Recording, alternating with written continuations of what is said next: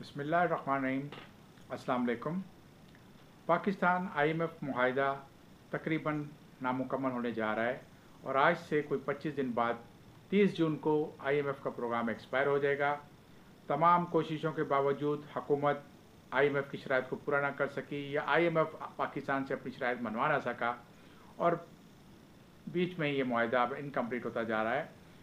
बावजूद इसके कि पाकिस्तान के पास एक्सटर्नल पेमेंट का आज भी बहुत ज़्यादा है और पाकिस्तान को 30 जून तक को 3.7 बिलियन डॉलर की पेमेंट करनी है, लेकिन पाकिस्तान ने अपनी इस अरेंजमेंट को कुछ किया हुआ है कि कुछ रोल ओवर्स हो जाएंगे और कुछ होप्स और एक्सपेक्टेशंस की बेस के ऊपर हमने ये मुआहिदा जो है इनकम्प्लीट कर दिया है और अगले आइंदा के नए प्रोग्राम की तैयारी कर रहे हैं। और इस IMF के बग़ैर बजट भी एक अनोखा बजट हम पेश करने जा रहे हैं। जो अहदाफ रखे गए हैं, जो टारगेट्स रखे गए हैं, वो तकरीबन अनरियलिस्टिक हैं। वो 13 से 14 हज़ार अरब रुपए का बजट पेश किया जाएगा, जिसमें कोई 50% के करीब सिर्फ डेट पेमेंट के लिए, आपका इंटरेस्ट पेमेंट के लिए टारगेट रखा गया है, जबकि रेवेन्यू जो है अराउंड 8,000 से भी ऊपर का रेवेन्यू रखा है। हालांकि पिछले टारगेट को भी हम अचीव नहीं कर सके और इस वक्त जो पाकिस्तान की इकॉनमी है वो रिसेशन में आ चुकी है। PBS का डेटा ये कहता है कि पाकिस्तान की ग्रोथ 30 जून तक 0.29% होगी, जबकि दूसरे माहिरीन, एक्सपर्ट्स, इंडिपेंडेंट इकोनॉमिस्ट तकरीबन अपनी राय दे चुके हैं कि पाकिस्तान इस वक्त अराउंड 3% माइनस ग्रोथ में जा रहा है, क्योंकि तमाम इंडिकेटर्स जो आए हैं उसमें लार्ज स्केल मैन्युफैक्चरिंग से लेकर जितने भी सेक्टर्स हैं तमाम के तमाम डाउनवर्ड आए हैं, नेगेटिव हुए हैं, सिवाय लाइफ स्टॉक के जिसमें थोड़ी सी ग्रोथ दिखाई गई है। तो इससे पाकिस्तान की इकॉनमी तो ऑलरेडी डिप्रेशन में है और आइंदा जो ये सफ़र है नेगेटिव ग्रोथ का ये रहेगा, क्योंकि इस वक्त पाकिस्तान में कोई अराउंड 21% इंटरेस्ट रेट चल रहा है और पाकिस्तान अब जो है कह सकते हैं कि आज श्रीलंका से भी बुरी हालत में आ गया है। पाकिस्तानी रुपया आज इंटरनेशनल ओपन मार्केट में 308 रुपये पे चला गया, वापस 8 रुपये का इजाफा हुआ, जबकि इस वक्त श्रीलंकन करेंसी US डॉलर के मुकाबले में कोई 290 रुपये 50 श्रीलंकन रुपए के पर मौजूद है। श्रीलंका ने अपनी डिफ़ॉल्ट डिक्लेयर करने के बाद अपनी इकॉनमी को बेहतर किया और IMF ने जो शराइत रखी उनको पूरा किया।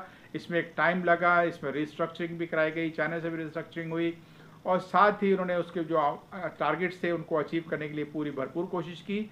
और यही वजह है कि इंटरेस्ट रेट भी श्रीलंका ने अभी कम किया हाल ही दिनों में और अब जो उनका श्रीलंकन रुपया भी जो बेहतरी की तरफ जा रहा है। और आइंदा ऐसा लगता है कि अब पाकिस्तान को जो है श्रीलंका से सीखना पड़ेगा और श्रीलंकन इकोनॉमिक मैनेजर जिस तरह से अपने IMF के प्रोग्राम को हैंडल किया है, अब हमें उनसे सबक लेना होगा, क्योंकि हम अगर दिल अनविलिंगली इस प्लान पे अमल करेंगे तो फिर ये पूरा नहीं होगा। आपने देखा होगा कि याद होगा मौजूदा हुकूमत ने कोई ऑस्टेरिटी मेजर्स के नाम पर एक बहुत लंबी चौड़ी कमेटी बनाई थी और उस कमेटी के सामने प्रपोजल्स भी आए थे, लेकिन उस पर क्या अमल हुआ कि आज अगर आप देखें तो पाकिस्तान में स्टेट बैंक ने इस PDM गवर्नमेंट के टेन्योर के अंदर रिकॉर्ड बोरिंग की है। ना सिर्फ एक्सटर्नल इंटरनल सभी बोरिंग इनकी बहुत ज़्यादा हो चुकी है, जिसकी वजह से फिजिकल डेफिसिट भी हमारा बढ़ता चला जा रहा है। हुकूमत को अपने खर्चे कम करने थे, लेकिन हुकूमत ने अपने खर्चे कम नहीं किए और आज सिचुएशन ये बन गई है कि आज हमारे पास पाकिस्तान में इन्फ्लेशन को अगर देखा जाए तो 38% ईयर ऑन ईयर का इन्फ्लेशन आया है मई के महीने में और फूड इन्फ्लेशन को अराउंड 40-45% तक जा चुका है। तो ये इन्फ्लेशन आइंदा दिनों में भी बढ़ता हुआ नजर आ रहा है, क्योंकि जो हुकूमत ने अहदाफ रखे हैं अपने बजट के लिए वो सिर्फ और सिर्फ अब आपके पास दो चॉइसेस होंगी जिससे वो आप हासिल कर सकोगे। एक होगा कि इन्फ्लेशन के ज़रिए इकोनॉमी को इन्फ्लेट किया जाए ताकि टैक्सेस ज़्यादा से ज़्यादा इकट्ठे हों, और दूसरा होगा कि रुपए को डिवेल्यू करें ताकि रुपए की डिवेल्यूएशन से भी जो इंपोर्ट्स के महासिल हैं, जो आपको इंपोर्ट से ड्यूटीज़ मिलती हैं, वो भी ज़्यादा मिल सकेंगी। तो ये दो चीज़ों को देखते हुए आम आदमी जो है वो तो पिस के रह जाएगा। हुकूमत को आम आदमी का ख्याल करना चाहिए था। आज बहुत सारी चीज़ें हैं, ऐसे बहुत बच्चे जो हैं, जो बड़े हैं, जो इम्पोर्टेड सप्लीमेंट्स और दूध के बगैर उनका गुजारा नहीं है। डॉक्टर की एडवाइस के मुताबिक उनको लेना होता है, महीने में उनका अच्छा खासा खर्चा होता है, जो पहले भी ज़्यादा था और अब और मज़ीद बढ़ चुका है। अब तो गरीब ये सोचने पे आ गए हैं कि क्या हम ये अपने बूढ़े बुजुर्ग वालदैन को सप्लीमेंट दे सकेंगे या बच्चों को दूध दे सकेंगे।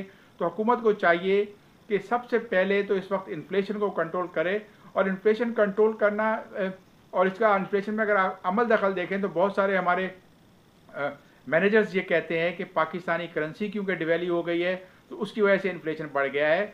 अगर आप वियतनाम को देखो तो उसका एक US$, को 23,500 वियतनाम डोंग के बराबर है, जबकि पाकिस्तानी रुपया एक US$, तकरीबन 308 ओपन मार्केट में आज है। इन्फ्लेशन अपनी करेंसी की वैल्यू एक्सचेंज रेट जो है इन्फ्लेशन से ताल्लुक इतना ज़्यादा नहीं होता। आपको अपने सिस्टम्स को बेहतर करना होता है। अगर आपका इन्फ्लेशन फूड प्राइसेस की वजह से बेहतर हो रहा है, बढ़ रहा है और ट्रांसपोर्ट के चार्जेस बढ़ रहे हैं तो आपको उसको कंट्रोल करना होगा। हालिया दिनों में हमने देखा कि हुकूमत ने कोई 35 रुपये डीजल की प्राइस कम की और 20 रुपये लीटर पेट्रोल की प्राइस कम हुई है 1 महीने के अंदर। तो क्या इसका इम्पैक्ट आया मार्केट में? ना तो कीमतें हुई, ग़िज़ाओं की जो फूड आइटम्स हैं उनकी कीमतें कम हुई, ना ही हमारे ट्रांसपोर्ट के किराए कम हुए, बल्कि मज़ीद दूध 10 रुपये लीटर कराची में महंगा हो गया और 210 रुपये से बढ़कर 220 रुपये लीटर पे दूध पहुंच गया है। हमारे यहाँ पास ऑन नहीं होता जो बेनिफिट है। हुकूमत ने रिलीफ ज़रूर दिया लेकिन उसका जो इम्पैक्ट आना चाहिए था वो नहीं आया। बजाय बावजूद इसके कि पाकिस्तानी अथॉरिटीज़, कंसर्न अथॉरिटीज़ हैं, लेकिन उन्होंने कोई चेक नहीं किया और यही वजह है कि इन्फ्लेशन बढ़ता चला जा रहा है।